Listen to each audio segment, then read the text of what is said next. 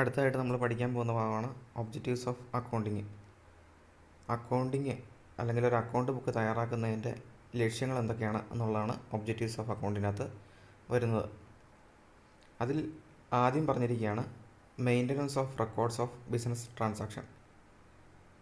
ഒരു business transaction നടക്കുമ്പോൾ അല്ലെങ്കിൽ ഒരു കമ്പനിയിൽ ഒരു ഓർഗനൈസേഷനിൽ ഒരുപാട് ഇടപാടുകൾ നടക്കുന്നുണ്ട്.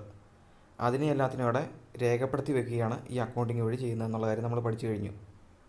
അതിനെ നമ്മൾ റെക്കോർഡ് ചെയ്യുന്നുണ്ട്, ക്ലാസിഫൈ ചെയ്യുന്നുണ്ട്, സമ്മറൈസ് ചെയ്യുന്നുണ്ട്, അനലൈസ് ചെയ്യുന്നുണ്ട്, കമ്മ്യൂണിക്കേറ്റ് ചെയ്യുന്നുണ്ട്. ഇത്തരം കാര്യങ്ങളാണ് അക്കൗണ്ടിങ്ങിൽ നമ്മൾ ചെയ്യുന്നതെന്നുള്ള കാര്യം നമ്മൾ പഠിച്ചു കഴിഞ്ഞു.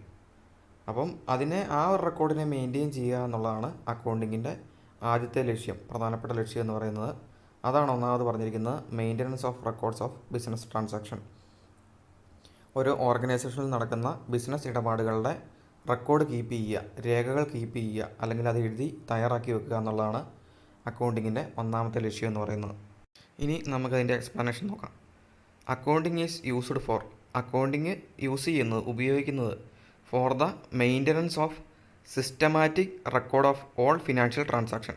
അപ്പം അക്കൗണ്ടിങ് എന്തിനാണ് ഉപയോഗിക്കുന്നത് എന്നുള്ള കാര്യം അവിടെ പറഞ്ഞിരിക്കുകയാണ് systematic record of all financial transaction. എല്ലാ സാമ്പത്തിക ഇടപാടുകളെയും റെക്കോർഡ് ചെയ്ത് വെക്കുകയാണ് അവിടെ ചെയ്യുന്നത്. സിസ്റ്റമാറ്റിക് ആയിട്ട് റെക്കോർഡ് ചെയ്ത് അത് മെയിൻറ്റെയിൻ ചെയ്യുകയാണ് അക്കൗണ്ടിങ് വഴി ചെയ്യുന്നത്.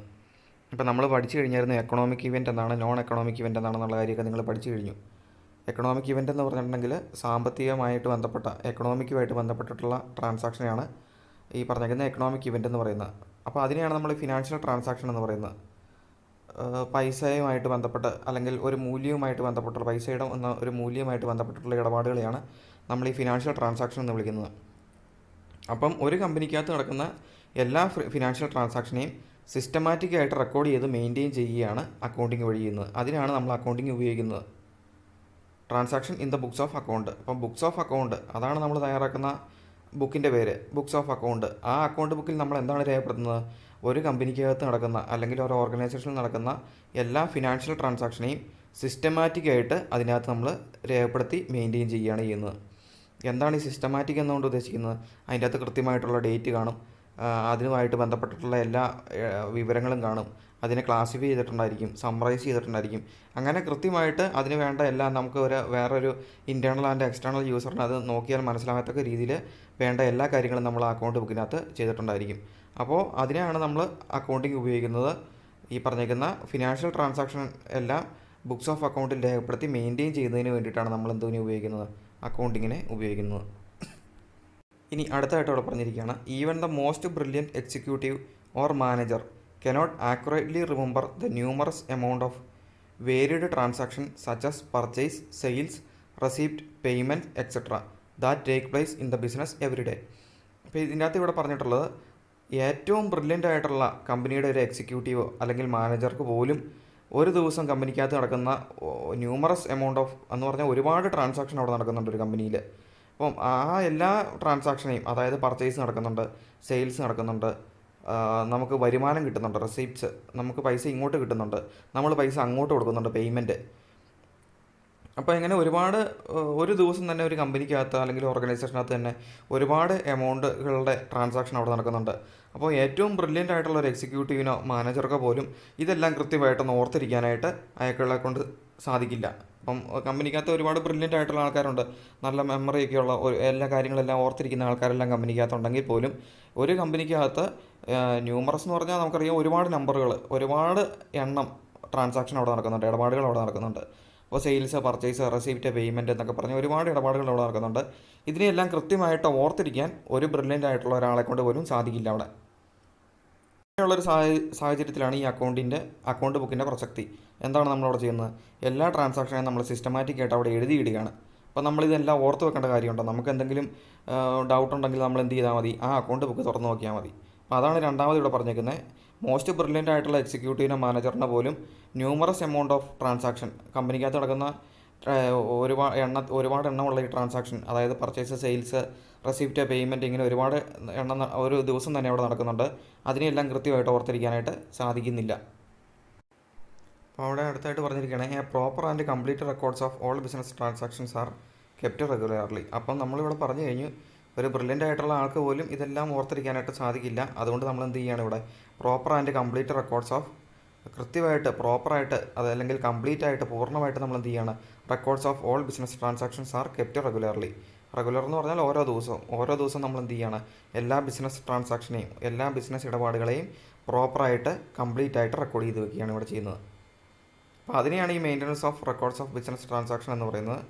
ആദ്യമായിട്ട് അവിടെ പറഞ്ഞിരിക്കുകയാണ് maintenance of A systematic record of all financial transaction in the books of accounts. നമ്മൾ എന്ത് ചെയ്യണം സിസ്റ്റമാറ്റിക് ആയിട്ട് എല്ലാ ഫിനാൻഷ്യൽ ട്രാൻസാക്ഷനെയും എല്ലാ സാമ്പത്തിക ഇടപാടുകളെയും അക്കൗണ്ട് ബുക്കിൽ രേഖപ്പെടുത്തുകയാണ്. രണ്ടാമത് അവിടെ പറഞ്ഞിരിക്കുകയാണ് ഒരു ബ്രില്യൻ്റ് ആയിട്ടുള്ള ഒരു എക്സിക്യൂട്ടീവിനോ മാനേജറിനോ പോലും ഒരു കമ്പനിയിൽ ഒരു ദിവസം നടക്കുന്ന ട്രാൻസാക്ഷൻ എല്ലാം ഓർത്തിരിക്കാൻ സാധിക്കില്ല. അതുകൊണ്ട് തന്നെ നമ്മൾ എന്ത് ചെയ്യണം അതിനെ സിസ്റ്റമാറ്റിക് ആയിട്ട് നമ്മളതിനെ ഈ പ്രോപ്പറായിട്ട് അല്ലെങ്കിൽ കംപ്ലീറ്റ് ആയിട്ട് റെക്കോർഡ് ചെയ്ത് സൂക്ഷിക്കുകയാണ്. റെഗുലറായിട്ട് കംപ്ലീറ്റ് ഈ അക്കൗണ്ട് സൂക്ഷിക്കുകയാണ് ചെയ്യുന്നത്. അടുത്തായിട്ട് അവിടെ പറഞ്ഞിരിക്കുകയാണ് ഇതൊന്നും കൂടാതെ മറ്റൊരു അഡ്വാൻറ്റേജ് ആണ് അവിടെ പറഞ്ഞിരിക്കുന്നത്. Moreover the recorded information enables verifiability and act as an evidence. അപ്പം നമ്മൾ ഈ റെക്കോർഡ് ചെയ്തേക്കുന്ന ഇൻഫർമേഷൻ നമുക്കത് പിന്നീടൊരു പ്രയോജനം കിട്ടുന്നത് എന്താണ് ഒരു എവിഡൻസ് ആണ്. ആക്ട് ആസ് ആൻ എവിഡൻസ് ഒരു തെളിവാണ്. ഇപ്പോൾ കമ്പനിക്കകത്ത് എന്തെങ്കിലും ഫ്രോഡ് വർക്കുകളോ അല്ലെങ്കിൽ തട്ടിപ്പുകളോ അല്ലെങ്കിൽ ഇൻകം ടാക്സ് എന്തെങ്കിലും കാര്യങ്ങൾ വന്ന് ചോദിക്കുകയോ എന്തെങ്കിലും ചെയ്തിട്ടുണ്ടെങ്കിൽ നമുക്ക് എന്ത് ചെയ്യാം ഈ അക്കൗണ്ടിങ് ബുക്കിനെ നമുക്കൊരു തെളിവായിട്ട് കാണിക്കാൻ സാധിക്കും. അതിനെ വെരിഫൈ ചെയ്യാനായിട്ട് സാധിക്കും.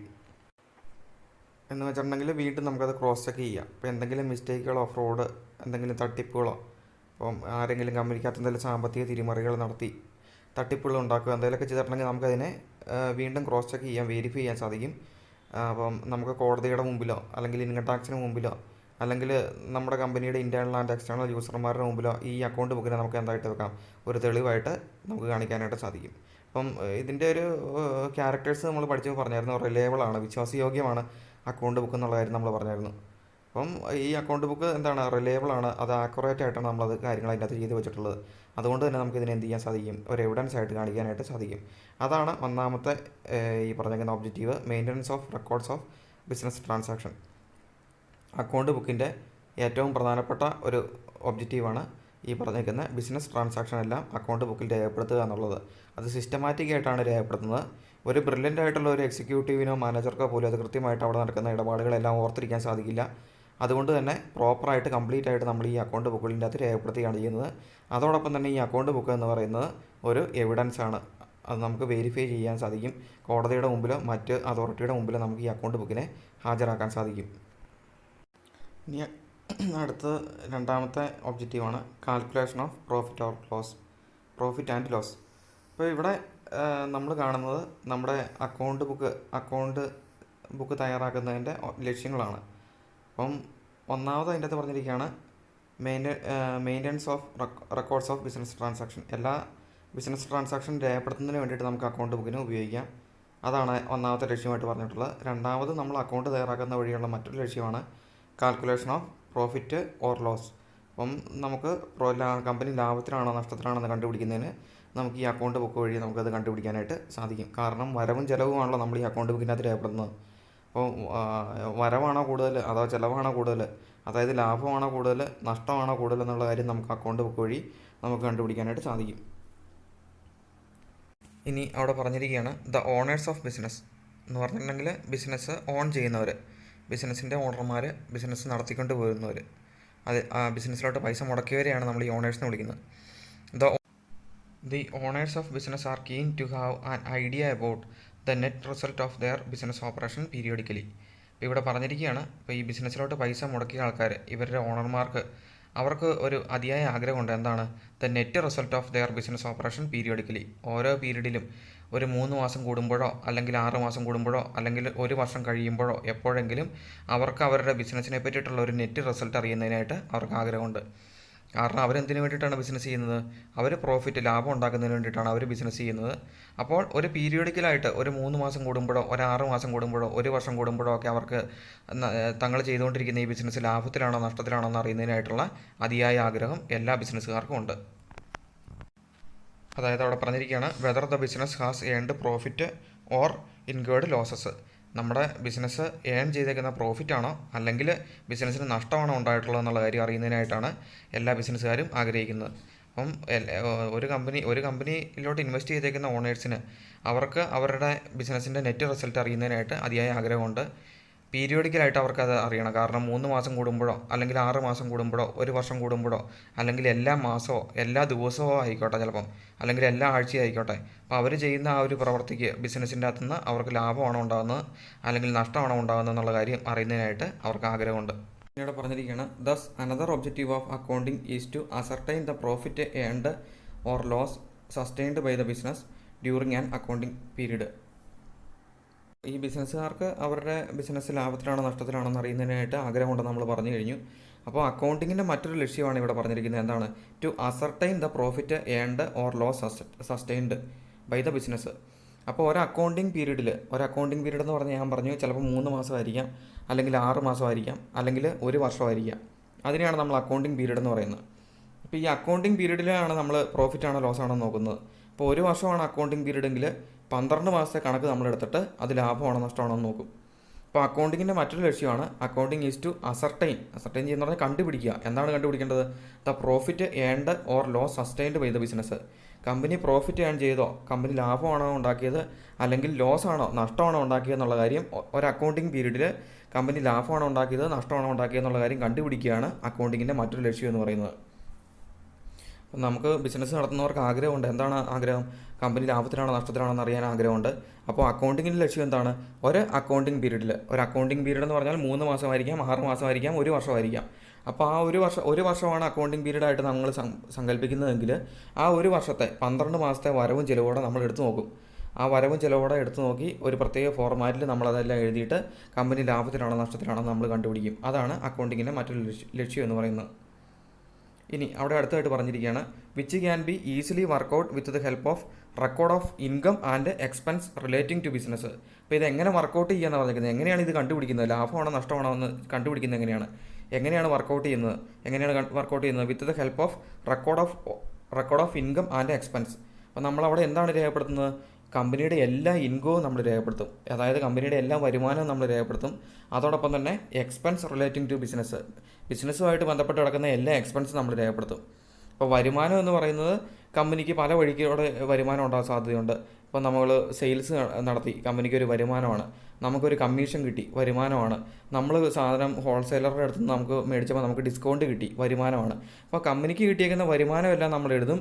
അതോടൊപ്പം തന്നെ എക്സ്പെൻസ് കമ്പനിക്ക് ഉണ്ടായിരിക്കുന്ന ചിലവുകൾ നമ്മൾ അക്കൗണ്ട് ബുക്കിനകത്ത് രേഖപ്പെടുത്തും.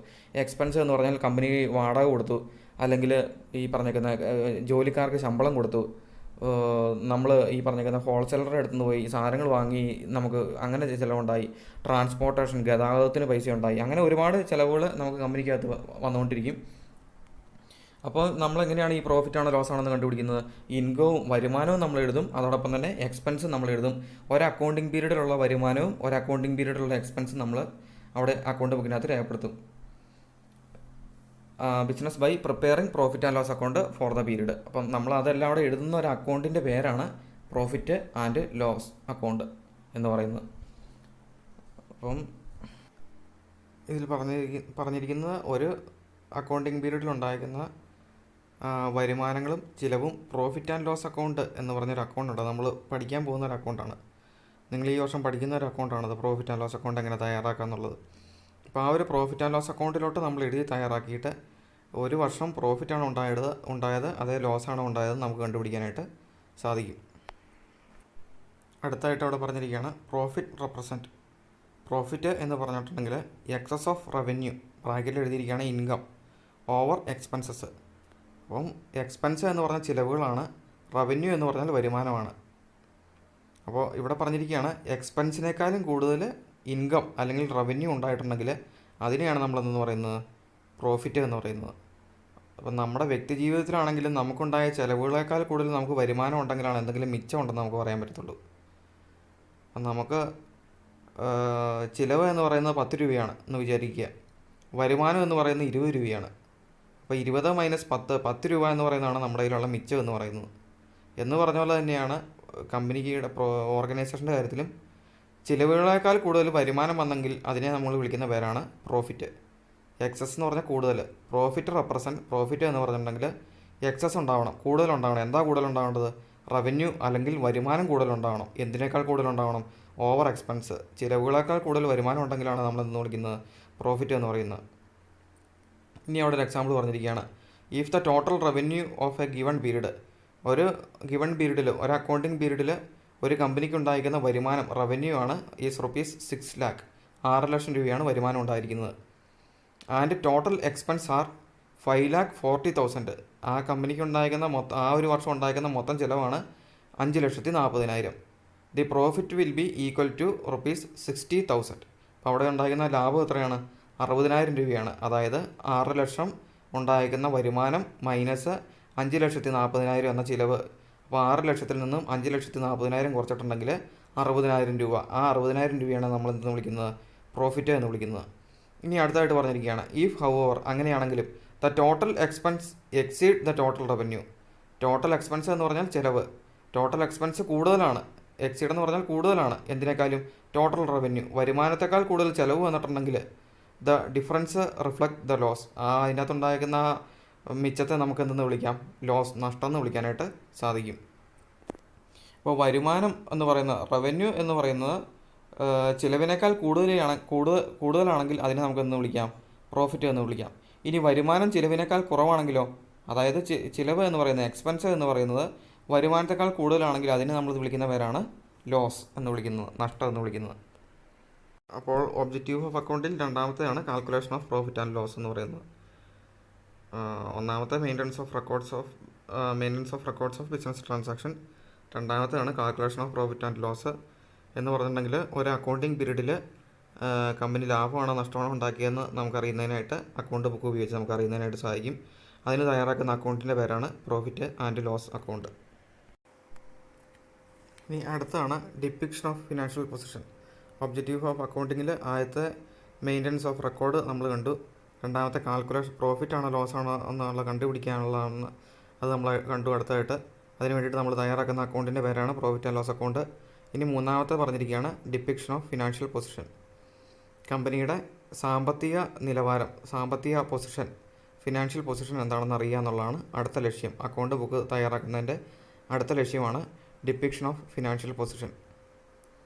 Accounting also aims at ascertaining the financial position of the business concern. ഇപ്പോൾ ഇവിടെ പറഞ്ഞിരിക്കുകയാണ് അക്കൗണ്ടിങ്ങിൻ്റെ മറ്റൊരു ലക്ഷ്യം, മറ്റൊരു എയിമാണ് അസർട്ടൈൻ ചെയ്യുക എന്ന് പറഞ്ഞാൽ കണ്ടുപിടിക്കുക. എന്താണ് കണ്ടുപിടിക്കേണ്ടത്? The financial position of the business. ഒരു കമ്പനിയുടെ സാമ്പത്തിക നിലവാരം, സാമ്പത്തികമായിട്ട് കമ്പനി എത്രത്തോളം ബലവത്താണ്, എത്രത്തോളം അടിസ്ഥാനം ഇതിനുണ്ടെന്നുള്ള കാര്യം കണ്ടുപിടിക്കുകയാണ് അടുത്തായിട്ട് ചെയ്യേണ്ടത്. Financial position of the business concern അതെങ്ങനെയാണെന്നാണ് ഇനി പറയാൻ പോകുന്നത്. In the form of its assets and liabilities.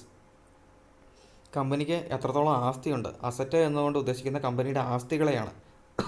ഈ ആസ്തികൾ എന്ന് പറഞ്ഞിട്ടുണ്ടെങ്കിൽ കമ്പനിയുടെ സ്ഥലം, ലാൻഡ്, കമ്പനിക്ക് അകത്തുള്ള ബിൽഡിങ്, അതുപോലെ തന്നെ അങ്ങനെ കമ്പനിയുടെ എത്രത്തോളം ക്യാഷുണ്ട്, ഈ തരത്തിലുള്ള സാധനങ്ങളെല്ലാം നമ്മൾ കമ്പനിയുടെ ആസ്തികൾ എന്ന് വിളിക്കുന്നത്. എന്ന് പറഞ്ഞാൽ പെട്ടെന്ന് തന്നെ വിറ്റ് പൈസയാക്കാൻ പറ്റുന്ന കമ്പനിക്കകത്തിരിക്കുന്ന എല്ലാ സാധനങ്ങളും നമുക്ക് എന്ന് വിളിക്കാം? അസറ്റ് എന്ന് വിളിക്കാം. In the form of assets and liability. Liability എന്ന് പറഞ്ഞിട്ടുണ്ടെങ്കിൽ ബാധ്യതകൾ എന്നാണ് അതിൻ്റെ അർത്ഥം. അപ്പോൾ ബാധ്യത എന്ന് പറഞ്ഞാൽ നമ്മൾ അറിയേണ്ടത്, ഈ പറഞ്ഞേക്കുന്ന കമ്പനി ലാൻഡ് മേടിക്കുന്നതിനും ബിൽഡിംഗ് മേടിക്കുന്നതിനും അല്ലെങ്കിൽ ബിസിനസ് തുടങ്ങുന്നതിന് കുറേ പൈസ മുടക്കിയിട്ടുണ്ട്. അതിന് നമ്മൾ വിളിക്കുന്നവരാണ് ക്യാപിറ്റൽ. ഇതെല്ലാം നമ്മൾ തിരിച്ചു കൊടുക്കേണ്ട ഒന്നാണ്. അപ്പോൾ കമ്പനിക്ക് എത്രത്തോളം ബാധ്യതകൾ ഉണ്ടെന്നുള്ള കാര്യമാണ് അടുത്തത് വരുന്നത് ലൈബിലിറ്റീസ് എന്ന് പറഞ്ഞുകൊണ്ട് ഉദ്ദേശിക്കുന്നത്. ഇപ്പോൾ ഫിനാൻഷ്യൽ പൊസിഷൻ എന്ന് പറഞ്ഞാൽ രണ്ട് കാര്യങ്ങളാണ് അതുവഴി നമ്മൾ അറിയുന്നത്. ഒന്ന്, കമ്പനിക്ക് എത്ര അസറ്റ് ഉണ്ട്, രണ്ടാമത്തെ കമ്പനിക്ക് എത്ര ലൈബിലിറ്റി ഉണ്ടെന്നുള്ള കാര്യമാണ് നമ്മൾ ഇതുവഴി അറിയുന്നത്. അപ്പോൾ ഇവിടെ പറഞ്ഞിരിക്കുകയാണ് assets and liabilities at the end of every accounting period. അപ്പം ഈ അക്കൗണ്ട് ബുക്ക് തയ്യാറാക്കുന്ന വഴി നമ്മൾ എന്ത് ചെയ്യാണ്? എല്ലാ അക്കൗണ്ടിങ് പീരീഡിൻ്റെ അവസാനവും കമ്പനിക്ക് ഇടയിൽ എത്ര അസറ്റ് ഉണ്ട്, എത്ര ലൈബിലിറ്റീസ് ഉണ്ടെന്നുള്ള കാര്യം നമുക്ക് കണ്ടുപിടിക്കാൻ സാധിക്കും. തൊട്ട് മുമ്പ് നമ്മൾ എന്താണ് കണ്ടുപിടിച്ചത്? കമ്പനി ലാഭത്തിലാണോ നഷ്ടത്തിലാണോ എന്നുള്ള കാര്യം കണ്ടുപിടിച്ചു. അക്കൗണ്ട് ബുക്ക് വഴി നമ്മൾ കണ്ടുപിടിച്ചു. അതാണ് രണ്ടാമത്തെ പോയിന്റ്. ഇനി മൂന്നാമത്തെ പോയിന്റ് പറയുകയാണ് എത്ര അസറ്റ്സ് ഉണ്ട്, എത്ര ലൈബിലിറ്റീസ് ഉണ്ട് എന്നുള്ള കാര്യമാണ് നമ്മളിവിടെ കണ്ടുപിടിക്കുന്നത്. എന്ന് പറഞ്ഞാൽ അസറ്റ്സ് എന്ന് പറഞ്ഞാൽ ഞാൻ ഒന്നുകൂടി പറയാം, കമ്പനിയുടെ കയ്യിലുള്ള ആസ്തികളെയാണ് നമ്മൾ അസറ്റ് എന്ന് വിളിക്കുന്നത്. ലാൻഡ് വരാം, ബിൽഡിങ് വരാം, അതുപോലെ തന്നെ മെഷീനറികൾ വരാം. നമ്മുടെ മെഷീനറി എന്ന് പറഞ്ഞാൽ യന്ത്രങ്ങൾ വരാം, വണ്ടി, കമ്പനിയുടെ എന്തെങ്കിലും കാറോ ജീപ്പോ എന്തെങ്കിലും ഉണ്ടെങ്കിൽ അത് വരാം, ക്യാഷ് അത് വരാം. ഇതൊക്കെയാണ് കമ്പനിയുടെ അസറ്റ് എന്ന് പറയുന്നത്. അതോടൊപ്പം തന്നെ കമ്പനിയുടെ ലൈബിലിറ്റീസ് എന്ന് പറഞ്ഞുകൊണ്ട് ഉദ്ദേശിക്കുന്നത് ഈ പറഞ്ഞിരിക്കുന്ന അസറ്റുകളെല്ലാം വണ്ടി വാങ്ങുന്നതിന് ലോൺ കാണും ചിലപ്പം, അല്ലെങ്കിൽ ഈ പറഞ്ഞിരിക്കുന്ന മെഷീനറി വാങ്ങുന്നതിന് നമ്മുടെ ഓണർമാരുടെ കയ്യിൽ നിന്ന് എല്ലാം പൈസ കളക്ട് ചെയ്തിട്ടുണ്ടായിരിക്കും ബിസിനസ്, ഒരുപാട് പൈസകളെല്ലാം കളക്ട് ചെയ്തിട്ടുണ്ടായിരിക്കും. അപ്പോൾ അതെന്ന് പറഞ്ഞ പോലെ കമ്പനിക്ക് ഒരുപാട് ബാധ്യതകളുണ്ട്. അപ്പം നമ്മൾ ഈ ബിസിനസ്സിനെ ഒരു വ്യക്തിയായിട്ടാണ് നമ്മൾ കാണുന്നത്. ഓണറിന് മറ്റൊരു ഇപ്പോൾ ഒരു നമ്മൾ പഠിക്കാൻ പോകുന്നൊരു കാര്യമാണ്, എന്നാലും ചെറുതായിട്ട് ഇപ്പോൾ ഞാനൊന്ന് പറഞ്ഞുവിടാം. അത് മുമ്പോട്ട് വരുമ്പോൾ നമ്മൾ പഠിക്കാൻ പോകുന്നുണ്ട്. നമ്മൾ ഈ ബിസിനസ്സിനെ നമ്മളൊരു വ്യക്തിയായിട്ടാണ് കാണുന്നത്. ഈ ബിസിനസ്സിൻ്റെ ഓണർമാരെ നമ്മൾ വേറൊരു വ്യക്തിയായിട്ടാണ് കാണുന്നത്. അപ്പോൾ ഈ ബിസിനസ്സിൻ്റെ ഓണേഴ്സ് ബിസിനസ്സിന് കൊടുക്കുന്ന പൈസ തന്നെയാണ് നമ്മൾ മൂലധനം എന്ന് വിളിക്കുന്നത്, അതായത് ക്യാപിറ്റൽ എന്ന് വിളിക്കുന്നത്. അപ്പോൾ ഇതിനകത്ത് നമ്മൾ ശ്രദ്ധിക്കേണ്ട കാര്യം, ഈ ബിസിനസ് ഓണർമാർ ബിസിനസ്സിന് കൊടുത്തേക്കുന്ന ഈ പൈസ ബിസിനസ്സിന് തിരിച്ച് ഓണർമാർക്ക് കൊടുക്കേണ്ടതാണ്.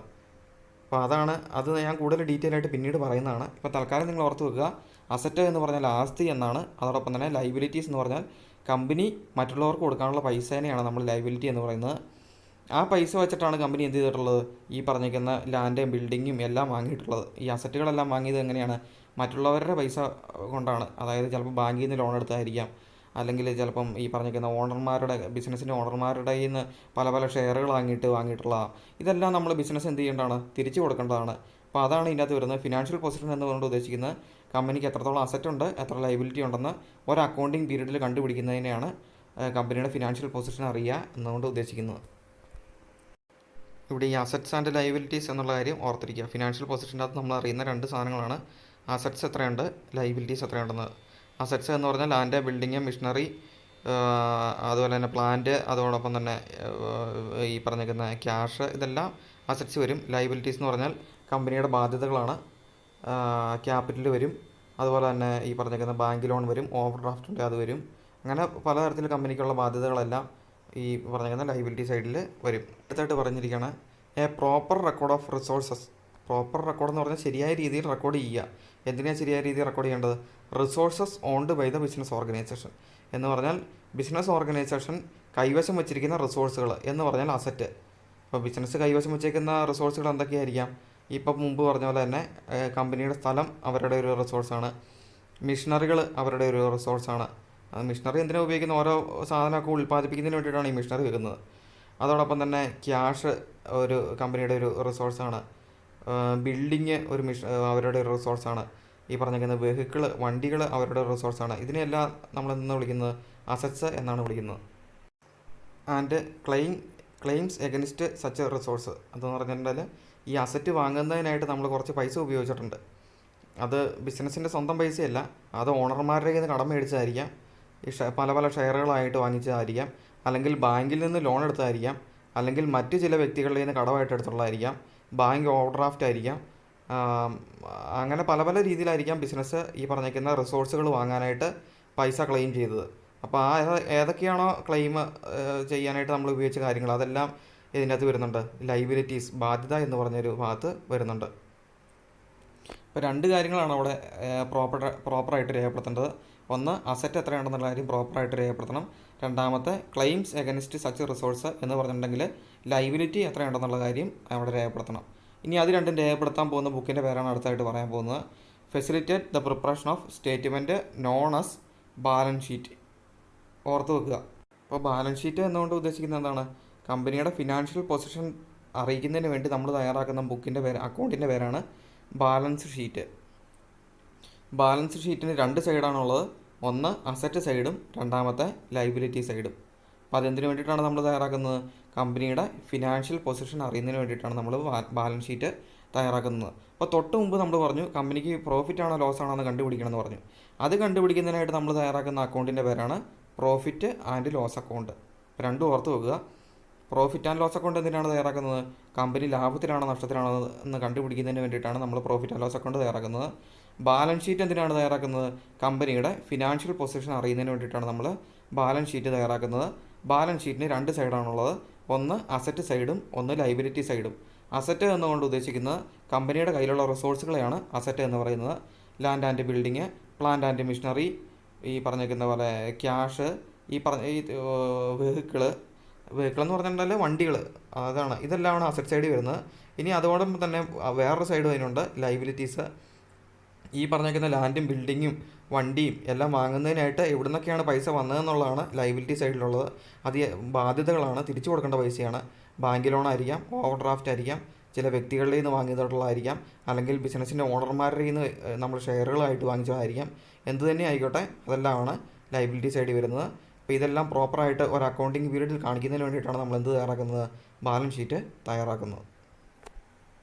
ഇനി നാലാമത്തെ last and final objective of accounting ആണ് providing accounting information to its users.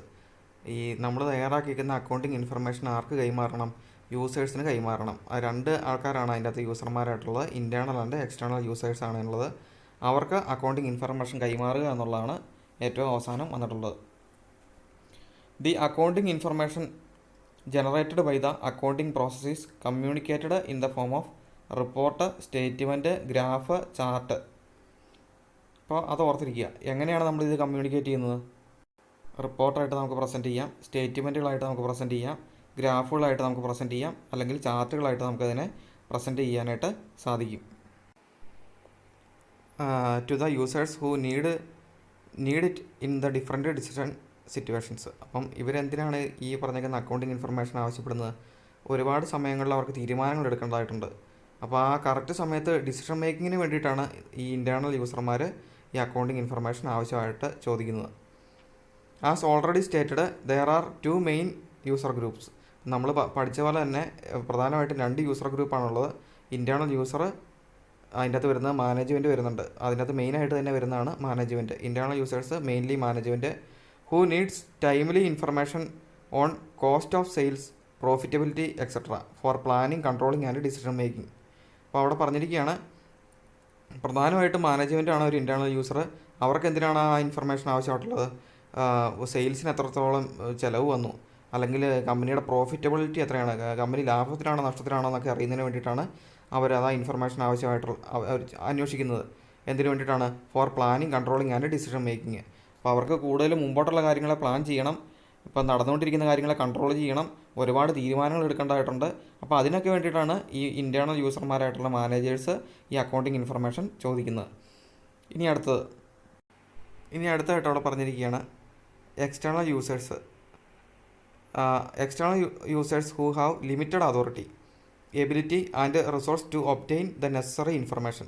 അപ്പോൾ എക്സ്റ്റേണൽ യൂസേഴ്സ് എന്ന് പറഞ്ഞാൽ കമ്പനിക്ക് പുറത്തുള്ള ആൾക്കാരെയാണ് നമ്മൾ ഈ എക്സ്റ്റേണൽ യൂസേഴ്സ് എന്ന് വിളിക്കുന്നത്. Customers, public, income tax authority, ഇവരൊക്കെയാണ് കമ്പനിക്ക് പുറത്തുള്ളവർ. അവരെയാണ് എക്സ്റ്റേണൽ യൂസേഴ്സ് എന്ന് വിളിക്കുന്നത്. അവർക്കെന്താണ്? Limited authority, ability and resources to obtain necessary information എന്ന് പറഞ്ഞിട്ടുണ്ടെങ്കിൽ അവർക്ക് കമ്പനിക്കകത്ത് വലിയ അധികാരമൊന്നും കാണത്തില്ല. അതായത് കസ്റ്റമേഴ്സിന് അല്ലെങ്കിൽ പബ്ലിക്കിനൊക്കെ കമ്പനിക്കകത്തോട്ട് ഓടിച്ചെന്നിട്ട് എല്ലാം പരിശോധിക്കാനൊന്നും പെട്ടെന്ന് സാധിച്ചെന്ന് വരില്ല. അല്ലെങ്കിൽ അവർക്ക് അതിനുള്ളൊരു എബിലിറ്റി ഉണ്ടായെന്ന് വരില്ല, അതിനുള്ളൊരു പവർ അവർക്കില്ല. അതോടൊപ്പം തന്നെ resources to obtain necessary information, അവർക്ക് ആവശ്യമുള്ള മൊത്തം ഇൻഫർമേഷൻ അവിടെ നിന്ന് കളക്ട് ചെയ്യുന്നതിന് അവർക്ക് ബുദ്ധിമുട്ടുണ്ട്. അതുകൊണ്ട് തന്നെ and have to rely on financial statement. അതുകൊണ്ട് തന്നെ അവർ പ്രധാനമായിട്ട് ആശ്രയിക്കുന്ന ഒരു കാര്യമാണ് ഫിനാൻഷ്യൽ സ്റ്റേറ്റ്മെൻറ്റ് എന്ന് പറയുന്നത്. കാരണം പബ്ലിക്കിനോ കസ്റ്റമേഴ്സിനോ ഈ പറഞ്ഞ ആൾക്കാർക്കൊന്നും കമ്പനിക്കകത്തോട്ട് ഓടിച്ചെന്നിട്ട് അവിടെയുള്ള ബുക്കുകളൊന്നും എടുത്ത് നോക്കാൻ സാധിക്കില്ല. അപ്പോൾ അവർക്ക് എന്ത് കാണാനായിട്ട് സാധിക്കും? കമ്പനിയുടെ ഫിനാൻഷ്യൽ സ്റ്റേറ്റ്മെൻറ്റുകളായിട്ടുള്ള ബാലൻസ് ഷീറ്റും പ്രോഫിറ്റ് ആൻഡ് ലോസ് അക്കൗണ്ടും കിട്ടുന്നതിന് സാധിക്കും. അത് ഒരുവിധപ്പെട്ട കമ്പനികളുടെ എല്ലാം നമ്മുടെ ഇൻ്റർനെറ്റ് വഴി നമുക്കത് കാണാൻ സാധിക്കുന്നതാണ്. ഇപ്പോൾ നമുക്ക് തന്നെ ഇപ്പോൾ റിലയൻസിൻ്റെ ഏതെങ്കിലും ബാലൻസ് ഷീറ്റോ പ്രോഫിറ്റ് ആൻഡ് ലോസ് അക്കൗണ്ടോ കഴിഞ്ഞ വർഷത്തൊക്കെ അറിയണമെങ്കിൽ ഷെയർ മാർക്കറ്റുകൾ വഴി അങ്ങനെയൊക്കെ പല പല രീതിയിൽ നമുക്കത് അറിയുന്നതിനായിട്ട് സാധിക്കും. എന്നും പറഞ്ഞ് നമുക്ക് റിലയൻസിൻ്റെ കമ്പനിയിലോട്ട് എറണാകുളത്തോ അല്ലെങ്കിൽ ന്യൂഡൽഹിയിലുള്ള കമ്പനിയിലോട്ട് ഓടിച്ചെന്നിട്ട് അതിൻ്റെ അകത്ത് കയറി ബുക്കും സാധനങ്ങളൊന്നും പരിശോധിക്കാൻ നമുക്ക് സാധിക്കില്ല. പക്ഷേ നമുക്ക് എന്ത് ചെയ്യാം? ഓൺലൈനായിട്ട് അവരുടെ ബാലൻസ് ഷീറ്റും പ്രോഫിറ്റ് ആൻഡ് ലോസ് അക്കൗണ്ടും നമുക്കറിയാൻ സാധിക്കും.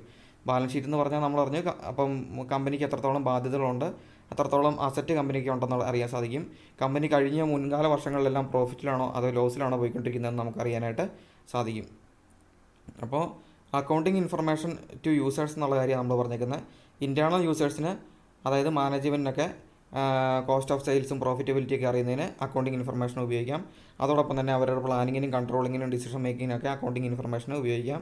അതോടൊപ്പം തന്നെ പബ്ലിക്കിന് ഒരു കമ്പനിക്കകത്തോട്ട് അല്ലെങ്കിൽ എക്സ്റ്റേണൽ ആയിട്ടുള്ള യൂസേഴ്സിന് കമ്പനിക്കകത്തോട്ട് ഓടിച്ചെന്ന് എല്ലാം പരിശോധിക്കുന്നതിന് ലിമിറ്റഡ് അതോറിറ്റിയൊക്കെയാണ് ഉള്ളത്.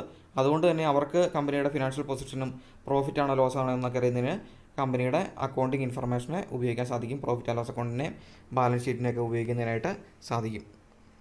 അപ്പോൾ ഇതാണ് അടുത്ത ഒബ്ജക്റ്റീവ്. അക്കൗണ്ടിങ് ഇൻഫർമേഷൻ്റെ അടുത്ത ഒബ്ജക്റ്റീവാണ് അക്കൗണ്ടിങ്ങിൻ്റെ അടുത്ത ഒബ്ജക്റ്റീവാണ് providing accounting information to its users.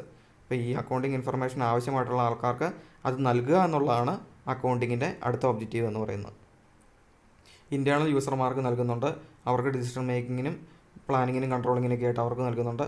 External യൂസേഴ്സിന് ഈ പറഞ്ഞിരിക്കുന്ന പോലെ തന്നെ ലിമിറ്റഡ് അതോറിറ്റിയൊക്കെ ആയതുകൊണ്ട് അവർക്ക് ബാലൻസ് ഷീറ്റും പ്രോഫിറ്റ് ആൻഡ് ലോസ് അക്കൗണ്ടൊക്കെ വഴി കമ്പനിയുടെ ഫിനാൻഷ്യൽ പൊസിഷന് അറിയുന്നതിനായിട്ട് സാധിക്കുന്നുണ്ട്. ഇനി താഴെ അതിനെപ്പറ്റി കുറച്ച് ആൾക്കാരെ പറ്റിയിട്ട് അവിടെ പറഞ്ഞിട്ടുണ്ട്. അവരെന്തിനാണ് അക്കൗണ്ടിങ് ഇൻഫർമേഷൻ ഉപയോഗിക്കുന്നതെന്നും പറഞ്ഞിട്ടുണ്ട്. അത് നമുക്കൊന്ന് ഓടിച്ചു വന്ന് നോക്കാം. അവിടെ ആദ്യം തന്നെ പറഞ്ഞിരിക്കുകയാണ് ഇൻവെസ്റ്റേഴ്സ് ആൻഡ് പൊട്ടൻഷ്യൽ ഇൻവെസ്റ്റേഴ്സ്. അപ്പം നമ്മുടെ കമ്പനിക്കകത്തോട്ട് പൈസ നിക്ഷേപിക്കാൻ ആഗ്രഹിക്കുന്ന കുറേ ആൾക്കാർ കാണും. അപ്പോൾ ഇതൊരു നല്ല കമ്പനിയാണ്, ഇതിൻ്റെ അകത്തോട്ട് പൈസ നിക്ഷേപിക്കാൻ പറ്റും. അല്ലെങ്കിൽ പൊട്ടൻഷ്യൽ ഇൻവെസ്റ്റേഴ്സ്, ഭാവിയിൽ ഈ കമ്പനിയെപ്പറ്റി നിരീക്ഷിച്ചുകൊണ്ടിരിക്കുകയാണ് അവർ.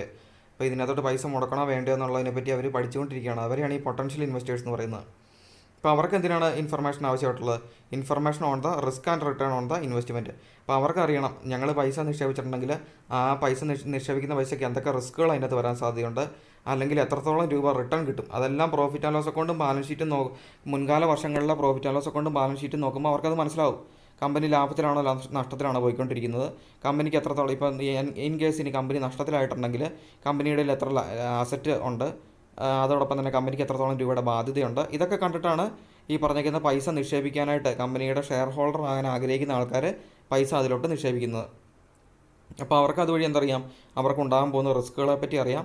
റിട്ടേൺ, എത്ര രൂപ പൈസ മുടക്കിയാൽ എത്ര രൂപ തിരിച്ച് കിട്ടും എന്നുള്ള കാര്യമാണ് റിട്ടേൺ എന്നുകൊണ്ട് ഉദ്ദേശിക്കുന്നത്. റിട്ടേൺ ഓൺ ഇൻവെസ്റ്റ്മെൻറ്റ്, ഞങ്ങളുടെ ഇൻവെസ്റ്റ്മെൻറ്റിന് എത്ര രൂപ റിട്ടേൺ കിട്ടും എന്നുള്ള കാര്യം അവർക്ക് അതുവഴി അറിയാനായിട്ട് സാധിക്കും. അതാണ് ഒന്നാമത് പറഞ്ഞിരിക്കുന്നത്. ഇൻവെസ്റ്റേഴ്സ് അല്ലെങ്കിൽ പൊട്ടൻഷ്യൽ ഇൻവെസ്റ്റേഴ്സ്, ഭാവിയിൽ ഉണ്ടാകാൻ പോകുന്ന നിക്ഷേപകർക്ക് അവരുടെ പൈസ മുടക്കിയിൽ ഉണ്ടാകുന്ന റിസ്ക്കുകളെ പറ്റിയും എത്ര രൂപ തിരിച്ച് കിട്ടാൻ സാധ്യതയുണ്ടെന്നതിനെപ്പറ്റിയും അറിയുന്നതിനായിട്ട് സാധിക്കും. ഏത് വഴിയാണ് സാധിക്കുന്നത്? ഈ പറഞ്ഞിരിക്കുന്ന ഫിനാൻഷ്യൽ സ്റ്റേറ്റ്മെൻറ്റുകളായിട്ടുള്ള ബാലൻസ് ഷീറ്റും പ്രോഫിറ്റ് ആൻഡ് ലോസ് അക്കൗണ്ടും ഒക്കെ നോക്കിയിട്ടാണ് അവരത് ഒരു തീരുമാനം അവിടെ എടുക്കുന്നത്. അടുത്തായിട്ട് പറഞ്ഞിരിക്കുകയാണ് യൂണിയൻ ആൻഡ് എംപ്ലോയി ഗ്രൂപ്പ്. അപ്പം നമുക്കറിയാം തൊഴിലാളികളുടെ യൂണിയനും അതുപോലെ തന്നെ എംപ്ലോയീസിന് അവരുടേതായിട്ടുള്ള ഗ്രൂപ്പുകളൊക്കെ ഉണ്ട്. അവരെന്തിനാണ് ഈ അക്കൗണ്ടിങ് ഇൻഫർമേഷൻ ആവശ്യപ്പെടുന്നത്? അവർക്ക് അവിടെ വന്ന് ജോലി ചെയ്താൽ പോരെ, കൂടുതൽ എന്തിനാണ് കാര്യങ്ങൾ അന്വേഷിക്കുന്നത് എന്നുള്ളത് നമുക്ക് വേണം ചോദിക്കാം. അപ്പോൾ അവരെന്തിനാണ് അക്കൗണ്ടിങ് ഇൻഫർമേഷൻ ചോദിക്കുന്നത് എന്നുള്ള കാര്യമാണ് അടുത്തായിട്ട് പറയാൻ പോകുന്നത്. അവർക്ക് വേണ്ട ഇൻഫർമേഷൻ എന്തൊക്കെയാണ്? ഓൺ ദ സ്റ്റെബിലിറ്റി, ബിസിനസ് സ്റ്റേബിളായിട്ടാണ് പോകുന്നത്, ഞങ്ങളുടെ ജോലി നഷ്ടപ്പെടുമോ, അല്ലെങ്കിൽ ഈ കമ്പനിക്കകത്ത് ജോലി കിട്ടിയിട്ടുണ്ടെങ്കിൽ നമുക്ക് സ്ഥിരതയുള്ളൊരു ജോലി കിട്ടുമോ എന്നുള്ള കാര്യം അവർക്ക് അറിയണം. പിന്നെ കമ്പനിയുടെ profitability and distribution of wealth within the business. അപ്പോൾ ചില ബിസിനസ്സുകാർ പ്രോഫിറ്റ് കൂടുതൽ കിട്ടുകയാണെങ്കിൽ, അവരുടെ കമ്പനിക്ക് ഉദ്ദേശിക്കുന്നതിനേക്കാളും കൂടുതൽ പ്രോഫിറ്റ് കിട്ടുകയാണെങ്കിൽ അതിൻ്റെ ഒരു ഭാഗം ശമ്പളത്തിന് പുറമെ എംപ്ലോയീസിന് വീതിച്ച് കൊടുക്കാറുണ്ട്. ശമ്പളം മാത്രമല്ല, ഇപ്പോൾ ഒരു കമ്പനിക്ക് കൂടുതൽ പ്രോഫിറ്റ് കിട്ടുവാണെങ്കിൽ അവർ എന്തോടെ കൊടുക്കും? ആ പ്രോഫിറ്റിൻ്റെ ചെറിയൊരു പെർസെൻറ്റേജോടെ ഈ എംപ്ലോയീസിന് കൊടുക്കും. അപ്പോൾ അങ്ങനെ കൊടുക്കുന്ന കമ്പനിയാണോ എന്ന് ഇവർക്കറിയണം. അങ്ങനെ കൊടുക്കുന്നുണ്ടെന്ന് നമുക്ക് പ്രോഫിറ്റ് ആൻഡ് ലോസ് അക്കൗണ്ട് നോക്കുമ്പോൾ അറിയാം കമ്പനിയിലുള്ള എംപ്ലോയീസിന് എത്ര രൂപ ശമ്പളം കൊടുക്കുന്നുണ്ട്, അതോടൊപ്പം തന്നെ ലാഭത്തിൻ്റെ വിഹിതം കൊടുത്തിട്ടുണ്ടോ എന്നുള്ള കാര്യമൊക്കെ നമുക്ക് പ്രോഫിറ്റ് ആൻഡ് ലോസ് അക്കൗണ്ടും ബാലൻസ് ഷീറ്റ് നോക്കുമ്പോൾ നമുക്ക് അറിയുന്നതിനായിട്ട് സാധിക്കും. അപ്പോൾ ഈ യൂണിയനും അതോടൊപ്പം തന്നെ എംപ്ലോയി ഗ്രൂപ്പും എന്തിനാണ് ഇതറിയുന്നത്? ഒന്ന് ഈ ഓർഗനൈസേഷൻ സ്റ്റേബിൾ ആയിട്ടുള്ള ഒരു ഓർഗനൈസേഷൻ ആണെന്ന് അറിയണം. രണ്ടാമത് ഇവർ പ്രോഫിറ്റ് ഉണ്ടാക്കുന്ന കമ്പനിയാണെന്ന് അറിയണം. ഇനി പ്രോഫിറ്റ് ഉണ്ടാക്കുന്ന കമ്പനിയാണെങ്കിൽ തന്നെ ആ പ്രോഫിറ്റ് ഡിസ്ട്രിബ്യൂഷൻ ഓഫ് വെൽത്ത് അത് വീതിച്ച് കൊടുക്കുന്നുണ്ടോ എന്നറിയണം. ഡിസ്ട്രിബ്യൂട്ട് ചെയ്യുക എന്ന് പറഞ്ഞാൽ വീതിച്ച് കൊടുക്കുക. ആ പ്രോഫിറ്റിൻ്റെ ചെറിയൊരു പെർസെൻറ്റേജ് വീതിച്ച് കൊടുക്കുന്നുണ്ടോ എന്നറിയണം. അത് ആ കിട്ടുന്ന പ്രോഫിറ്റെല്ലാം വീണ്ടും മൊത്തത്തോടെ ബിസിനസ്സിലോട്ട് നിക്ഷേപിക്കുകയാണോ, വിത്തിൻ ദ ബിസിനസ് അവർ വീണ്ടും ബിസിനസ്സിലോട്ട് തന്നെ നിക്ഷേപിക്കുകയാണോ എന്നുള്ള കാര്യങ്ങളെല്ലാം അവർക്കറിയണം. അതിന് വേണ്ടിയിട്ടാണ് യൂണിയൻ ആൻഡ് എംപ്ലോയി ഗ്രൂപ്പ് അതിനെപ്പറ്റി അറിയുന്നത്. എന്തൊക്കെയാണ്? ബിസിനസ് സ്റ്റേബിൾ ആണോ എന്നറിയണം, പ്രോഫിറ്റബിൾ ആണോ എന്നറിയണം, ഈ ഇപ്പോൾ കിട്ടിയേക്കുന്ന പ്രോഫിറ്റ് എങ്ങനെയാണ് ഡിസ്ട്രിബ്യൂട്ട് ചെയ്യുന്നത്, അത് ബിസിനസ്സിനകത്തോട്ട് തന്നെയാണോ ഇൻവെസ്റ്റ് ചെയ്യുന്നത്, അതോ ഒരു ചെറിയൊരു പെർസെൻറ്റേജ് എംപ്ലോയീസിന് വിധിച്ച് കൊടുക്കുക എന്നുള്ള കാര്യങ്ങളെല്ലാം അവർക്ക് അറിയണം. അടുത്തത് പറഞ്ഞിരിക്കുകയാണ് മൂന്നാമത്തെ ആൾക്കാർ, lenders and financial institutions. Lenders എന്ന് പറഞ്ഞാൽ പൈസ കടം കൊടുക്കുന്നവരാണ്, മണി ലെൻഡേഴ്സ്, പൈസ കടം കൊടുക്കുന്നവരാണ് ബാങ്ക് അല്ലെങ്കിൽ മറ്റ് ധനകാര്യ സ്ഥാപനങ്ങൾ. ആൻഡ് ഫിനാൻഷ്യൽ ഇൻസ്റ്റിറ്റ്യൂഷൻ എന്ന് പറഞ്ഞാൽ മറ്റ് ധനകാര്യ സ്ഥാപനങ്ങൾ. അപ്പോൾ ബാങ്കുകൾക്കും മറ്റ് ധനകാര്യ സ്ഥാപനങ്ങൾക്കും അക്കൗണ്ടിങ് ഇൻഫർമേഷൻ ആവശ്യമാണ്. എന്തിനു വേണ്ടിയിട്ടായിരിക്കാം നമുക്ക് നോക്കാം. Information on the credit worthiness of the company. കമ്പനിക്ക് പൈസ കടം കൊടുത്തിട്ടുണ്ടെങ്കിൽ അവരത് തിരിച്ചു തരുമോ? ക്രെഡിറ്റ് വർത്തിനെസ് എന്ന് പറഞ്ഞാൽ അത് തിരിച്ചടയ്ക്കാനുള്ള കപ്പാസിറ്റി ഉണ്ടോ എന്നുള്ള കാര്യമാണ് ഈ ക്രെഡിറ്റ് വർത്തിനെസ് എന്നുള്ളതുകൊണ്ട് ഉദ്ദേശിക്കുന്നത്. അപ്പം ഇനിയിപ്പോൾ ഇൻ കേസ് ഇനി ഇവർക്ക് തിരിച്ചടയ്ക്കാൻ പറ്റിയില്ലെങ്കിൽ ഇവർക്ക് അത് നമുക്ക് ജപ്തി ചെയ്യാൻ പാകത്തിനുള്ള അസറ്റ് ഇവരുടെ ഇടയിലുണ്ടോ, അല്ലെങ്കിൽ കമ്പനി കൂടുതൽ കടത്തിലാണോ ഇപ്പോൾ ഇരിക്കുന്നത് എന്നുള്ള കാര്യങ്ങളൊക്കെയാണ് ഈ ക്രെഡിറ്റ് വർത്തിനെസ് എന്നുകൊണ്ട് ഉദ്ദേശിക്കുന്നത്. അപ്പോൾ ഈ ലെൻഡേഴ്സും ഫിനാൻഷ്യൽ ഇൻസ്റ്റിറ്റ്യൂഷൻസ് എല്ലാം എന്തിനു വേണ്ടിയിട്ടാണ് ഇതറിയുന്നത്? കമ്പനിയുടെ ക്രെഡിറ്റ് വർത്തനസ് അറിയണം. അതെങ്ങനെ അറിയാം? പ്രോഫിറ്റ് ആൻഡ് ലോസ് അക്കൗണ്ടും ബാലൻസ് ഷീറ്റും നോക്കുമ്പോൾ നമുക്ക് ഈ ക്രെഡിറ്റ് വർത്തനസ് അറിയാനായിട്ട് സാധിക്കും. Of the company and its ability to repay loans and pay interest. അതോടൊപ്പം തന്നെ ഇവർ റീപേ ചെയ്യുമെന്ന് അറിയണം. റീപേയ്മെൻറ്റ് എന്ന് പറഞ്ഞാൽ നമ്മൾ കൊടുത്ത പൈസ, നമ്മൾ കൊടുത്ത ലോൺ തിരിച്ചടയ്ക്കുകയോ അതിൻ്റെ ഇൻട്രസ്റ്റ് തിരിച്ചടയ്ക്കാനുള്ള ഒരു കപ്പാസിറ്റി ഈ കമ്പനിക്ക് ഉണ്ടോ എന്നുള്ള കാര്യങ്ങളൊക്കെയാണ് ഈ ലെൻഡേഴ്സ് ആൻഡ് ഫിനാൻഷ്യൽ ഇൻസ്റ്റിറ്റ്യൂഷൻ ഉള്ളവർക്ക് അറിയേണ്ടത്.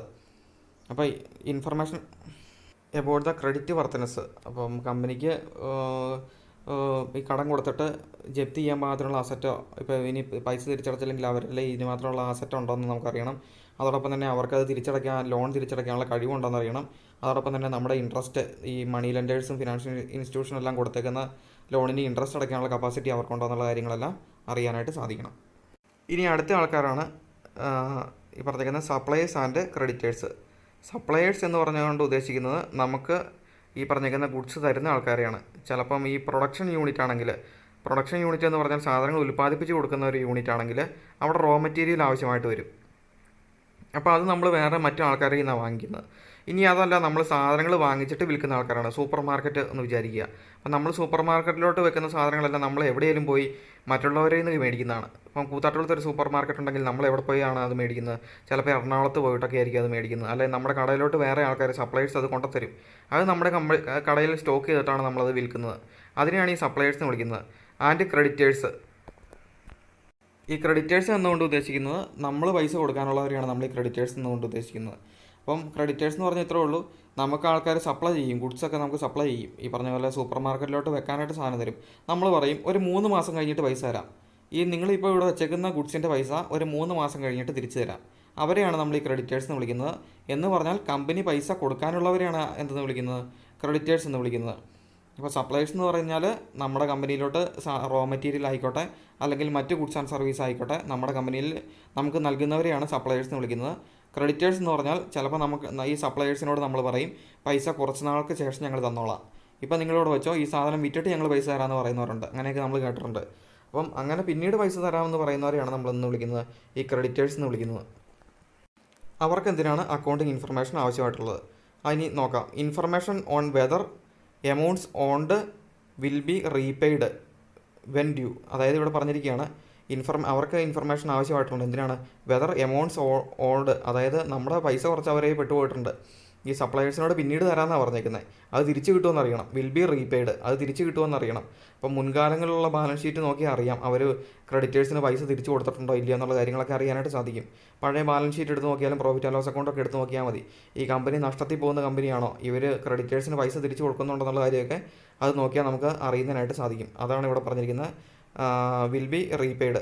നമ്മുടെ ഈ സപ്ലയേഴ്സിൻ്റെയും ക്രെഡിറ്റേഴ്സിൻ്റെയും എല്ലാം പൈസ റീപേ ചെയ്യുമോ എന്നുള്ള കാര്യം അറിയണം. അതോടൊപ്പം തന്നെ and on the continued existence of the business.